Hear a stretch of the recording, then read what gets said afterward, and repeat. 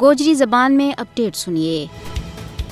بھارتی ہر درمی اور جہالت کی وجہ نال 7 دہائیاں تو کشمیر ماں خون ڈول رہی ہے۔ بھارت کی ہر درمی مسئلہ کشمیر کا حل کی راہ ماں سب تو بڑی بندش ہے۔ انڈیا کا اس سخت اور غیر حقیقت پسندانہ رویہ نے کشمیر نہ ایک جوہری پامڑ ماں تبدیل کر چھوڑیا ہے۔ حالانکہ دنیا کی تاریخ گواہ ہے کہ کوئی بھی ظالم، غاصب اور جابر حکمران محکوم لوکاں کی آزادی کی آواز نہ طاقت کا بلبوتا ور دبا نہیں سکے ہو۔ بھارتی غاصب حکمرانہ نامی تاریخ تو سبق سیکھنا چاہیے تھو کہ وہ بھی کشمیر کے اندر چلن والی آزادی کی مقدس اور ہمگیر تحریک نہ روب، دھونس، دباڑا اور ظلم کے نال کسی بھی صورت میں دبا نہیں سکتے۔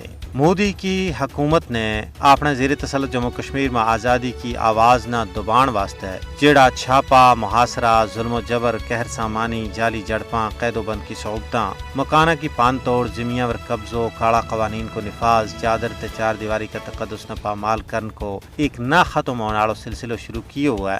اس نال وہ اپنا دل نہ تے جھوٹی تسکین دے سکیں، لیکن حریت پسند کشمیری عوام کا جذبات و احساسات نہ ختم نہیں کر سکتا۔ گزشتہ 7 دہائیاں کی تاریخ گواہ کہ بھارتی حکمرانہ نے وہ کڑو چاکیائی اور فرونی حربوں تے ہتھ کنڈو ہے جڑو بے سر و سامان کشمیری عوام کی آواز نہ دبان واسطے نہیں آزمائے۔ لیکن کیا اس ظلم کا نتیجہ میں تحریک دبی ہے؟